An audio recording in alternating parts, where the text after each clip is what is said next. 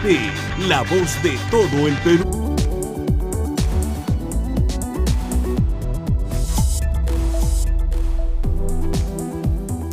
Continuamos con más aquí en Economía para Todos, y como es importante y necesario también escuchar cuál es la lectura que se tiene por parte de los gremios empresariales por lo que está pasando en el país y cómo esta inestabilidad política arrastra, digamos, a las proyecciones o a la confianza y la incertidumbre por parte del sector privado. Vamos a conversar inmediatamente con Óscar Caipo, el expresidente de Confiepa, a quienes damos la bienvenida. Señor Caipo, ¿cómo está? Bienvenido a Economía para Todos.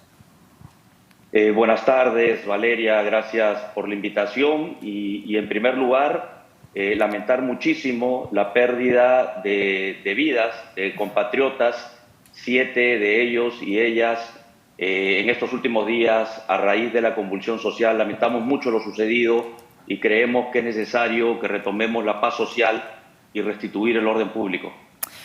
Señor Caipo, sí, de hecho incluso se habla poco, ¿no?, de estos fallecidos que está dejando las marchas, los paros a nivel nacional y la ausencia de las autoridades justamente en estos puntos que están convulsionados. Pero ¿de qué manera esta incertidumbre política, esta situación que a veces parece que se le escapara de las manos al gobierno con este día de paralización que no llegó ni siquiera al límite de horas que había establecido el presidente y había anunciado su paralización, ¿no?, justamente la derogatoria, ¿no?, de este anuncio, en la confianza de los empresarios? ¿Cómo lo están viendo? ¿Qué imagen se están llevando? ¿Qué mensajes le está trasladando el Ejecutivo? Bueno, esto ya trasciende, Valeria, la pérdida de confianza del sector empresarial con el gobierno del presidente Castillo. Esto lo venimos diciendo ya hace algunos meses, ¿no? Recordarán que al inicio, los primeros 5 o 6 meses, fuimos muy prudentes, nos pusimos a disposición inclusive para apoyar en un momento tan crítico para el país, y desde el sector privado ayudar a sacarlo adelante, reconociendo que lo que más se requería era recuperar la economía de las personas y la economía del país. Y lamentablemente esto no ha sido así. Ha habido una ausencia de liderazgo y presencia del gobierno. Se ha generado un ambiente de inestabilidad política innecesario que ha originado finalmente algo que también dijimos hace más de un mes, y es que la población estaba perdiendo la esperanza, ¿no? Y creo que eso lo hemos visto reflejado en más allá la voz de los empresarios, la voz muy en alto de las personas de a pie, de amas de casa en las regiones, levantando la voz y reclamando al gobierno que lo que necesita es que se reactive la economía y que podamos generar trabajo. Y lamentablemente eso no ha sucedido hasta ahora. Entonces esto va más allá que la confianza del empresariado en estos momentos, Valeria. ¿Siente que hay algún norte en el gobierno en materia económica? ¿Siente que de repente hay bases? ¿Siente al ministro de Economía, el señor Graham, acompañado en las decisiones que se toma dentro del gabinete? Porque pareciera incluso que a veces está solo el ministro de Economía.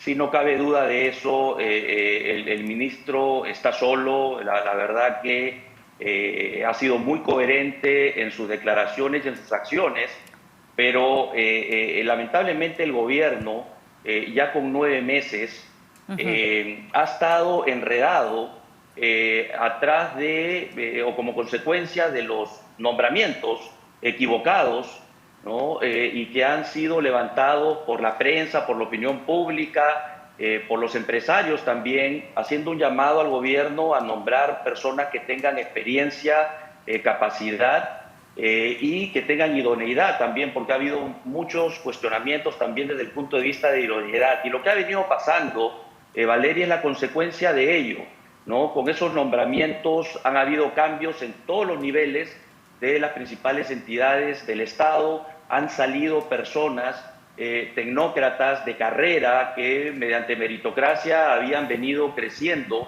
en el Estado. Se ha amenazado con básicamente dar de baja a Servir, pasándolo al Ministerio de Trabajo, y lo que estamos viendo es las consecuencias de ello, ¿no? Es un gobierno que está más enfocado en explicar sus errores, ¿no? O repartir cuotas de poder para poderse mantener con el riesgo de vacancia que se origina también en los errores y cuestionamientos de integridad en el círculo más cercano al presidente, que en poder atender las verdaderas necesidades y prioridades de la población, inclusive saliendo de la pandemia en un sector como salud.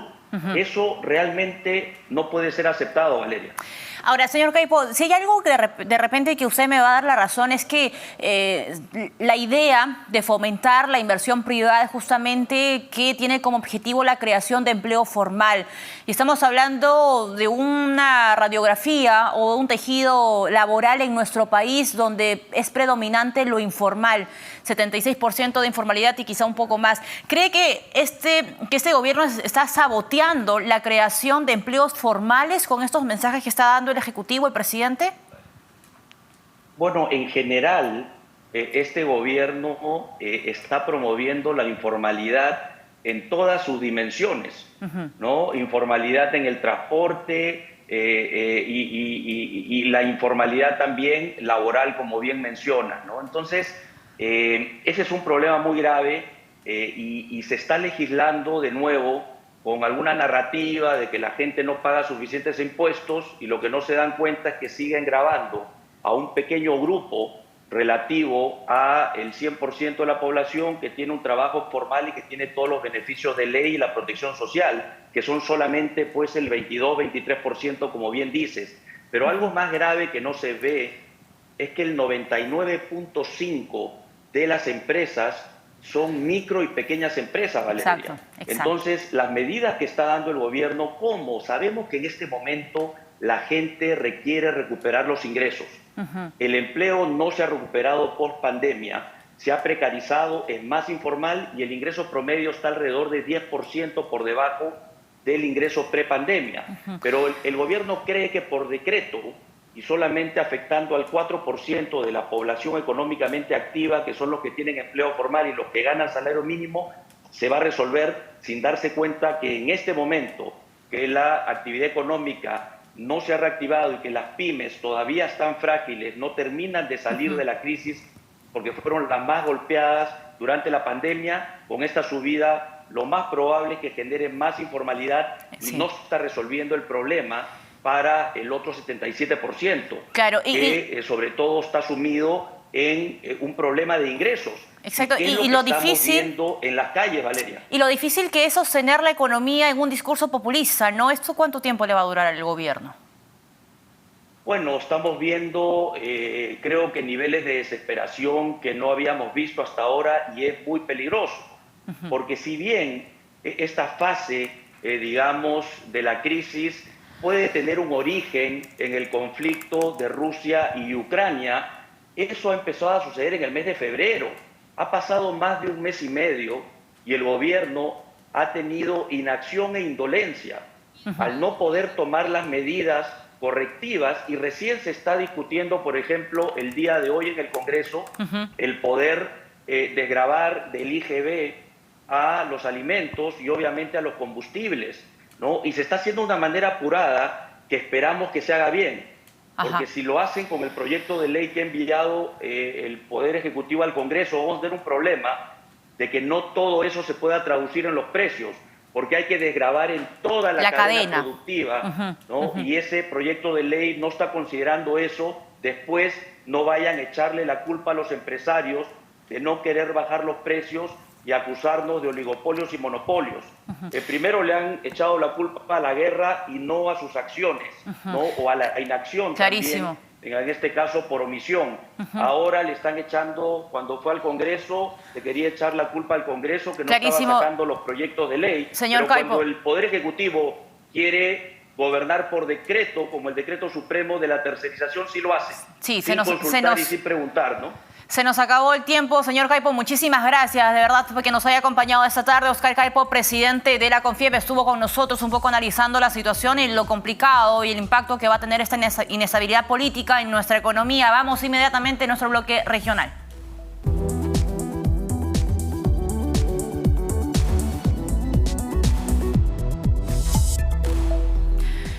Vamos a Zaguán con los 2 días de paro generados en esta región.